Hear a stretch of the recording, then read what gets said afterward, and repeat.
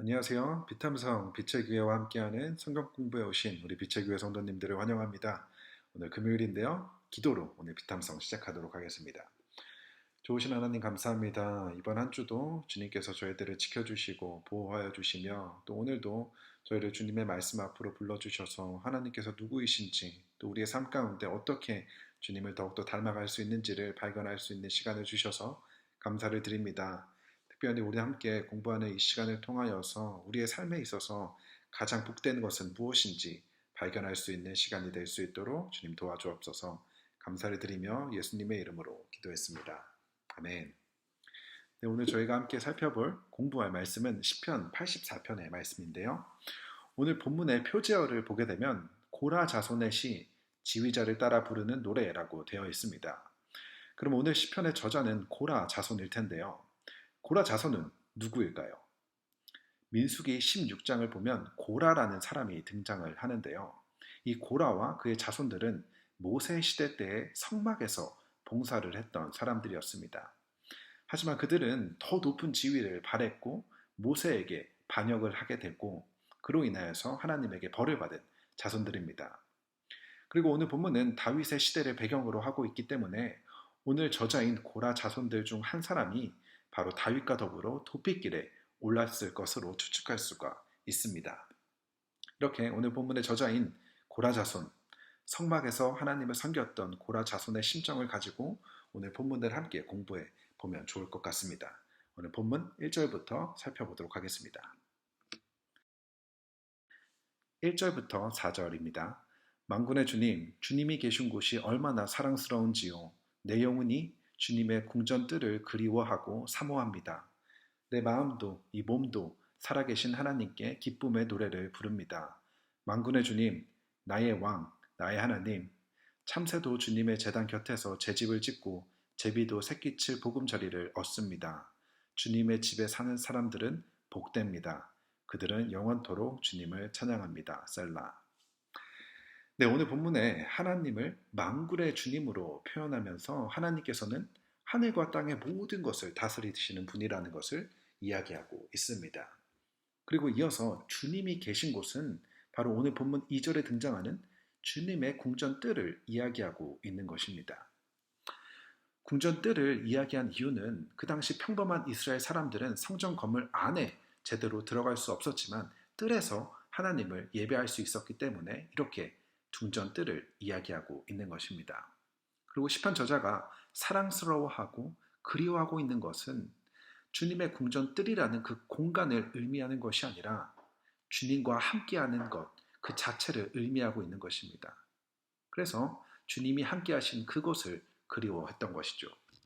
그리고 2절에서 이야기하는 그리워하다라는 단어를 보게 되면 우리가 예전에 공부했던 욥기 말씀에서도 등장을 하는데 욥이 고난 속에서 하나님을 그토록 찾았을 때 사용했던 단어가 오늘 본문의 그리워하다는 단어와 함께 사용되고 있습니다. 그래서 오늘 본문에서 저자가 얼마나 하나님을 간절히 찾는지를 그 마음을 우리가 발견할 수 있게 되는 것이죠. 그리고 3절을 보게 되면 하늘과 땅의 주인이신 하나님을 바로 나의 왕, 나의 하나님이라고 고백을 합니다. 하나님을 그저 피상적인 존재로 이해하는 것이 아니라 실제로 하나님께서는 나의 왕이시며 나의 삶의 주인이시라는 것을 고백하고 있는 것입니다. 그리고 지금 자신의 도피 상황으로 인해서 하나님이 계신 성전에 나아갈 수 없기 때문에 주님의 제단 곁에 있는 참새와 제비와 같은 이러한 비천한 동물들을 부러워하는 모습도 보여주고 있습니다. 시편 기자에게 있어서는 주님과 함께하는 것이 가장 부러웠던 것이죠. 그래서 4절에서 이렇게 결론을 내리게 되는데요. 바로 주님의 집에 사는 사람들은 복되다라고 고백을 합니다. 집에 사는 사람들은 주님과 함께하는 사람들을 의미하는 것이고 주님과 함께 사는 사람들은 바로 주님과 교제하는 사람들을 의미하고 있는 것입니다. 예수님을 통해 하나님의 자녀라는 신분을 갖게 되어 하나님과 함께할 수 있게 된 것은 굉장히 큰 축복입니다. 그렇지만 하나님의 자녀가 된 자녀로서 하나님과 실제로 교제하는 사람들이 진정한 복된 사람이라는 것을 이야기하는 것이죠. 한 집안에 부모와 자식이 함께 살고 있지만 서로 아무런 대화도 소통도 하지 않는다면 그건 결코 한 집에서 사는 복을 누리는 것이 아니라는 것입니다. 주님의 집에 산다는 것은 주님과 함께 살면서 주님과의 친밀한 교제를 포함하고 있다는 것을 우리는 기억해야 한다는 것이죠. 이처럼 피난길로 인해 하나님을 온전히 예배하지 못하고 있는 상황에서 이 오늘 시편 기자가 깨달은 사실은 바로 하나님과 함께하는 삶, 하나님과의 친밀한 교제 안에 있는 삶이 가장 복된 삶이라는 고백을 하고 있는 것입니다. 그리고 이어서 시편 기자는 복 있는 사람에 대해서 이야기를 하는데요. 5절부터 7절입니다. 주님께서 주시는 힘을 얻고 마음이 이미 시온의 순례길에 오른 사람들은 복이 있습니다. 그들이 눈물 골짜기를 지나갈 때에 샘물이 솟아서 마실 것입니다. 가을비도 샘물을 가득 채울 것입니다. 그들은 힘을 얻고 더 얻으며 올라가서 시온에서 하나님을 우러러 뵐 것입니다. 아멘. 주님께서 주시는 힘을 얻은 사람은 바로 하나님으로부터 힘을 구하는 사람, 하나님을 의지하는 사람을 이야기하면서 마음이 하나님을 향해 있는 사람, 다시 말해 하나님을 사모하는 사람은 복이 있다라고 이야기를 합니다. 그 이유는 6절에서 눈물 골짜기를 지나갈 때, 다시 말해 고난과 역경으로 인해 나의 영혼이 메말라져 버린 상황에서 하나님을 의지하고 우리의 마음이 하나님에게로 향할 때에 하나님께서는 메마른 땅과 같은 우리의 삶에 샘물과도 같은 위로와 축복을 주시는 분이기 때문입니다. 그리고 그렇게 될 때 7절 말씀처럼 하나님과 더욱 가까워지게 되는 것이죠. 4절에서 이미 우리가 이야기했던 것이 다시 나온 거죠. 하나님과 함께하는 것, 우리의 신앙의 여정을 통해서 하나님과 더욱더 계속해서 가까워지는 것이 우리에게 있어서 진정한 복이라는 것입니다. 이 복을 누리시는 우리 모든 빛의 교회 성도님들 그리고 제가 되었으면 좋겠습니다. 이어서 8절부터 12절 말씀, 마지막 말씀까지 함께 보도록 하겠습니다. 주 만군의 하나님, 나의 기도를 들어주십시오. 야곱의 하나님, 귀를 기울여 주십시오.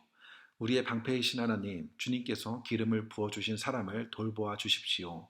주님의 집 뜰 안에서 지내는 하루가 다른 곳에서 지내는 첫날보다 낫기에 악인의 장막에서 살기보다는 하나님의 집 문지기로 있는 것이 더 좋습니다.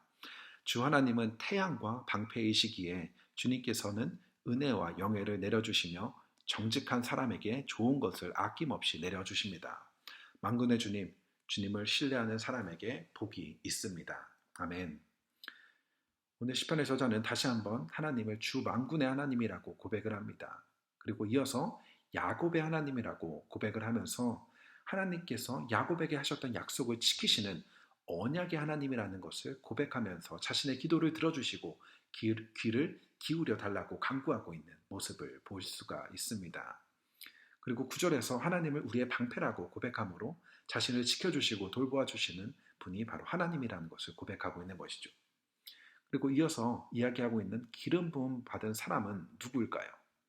그 당시 제사장, 왕, 선지자들이 기름 부음을 받았고 오늘 본문을 추측해 볼 때에 다윗 왕을 이야기하는 것일 수도 있습니다.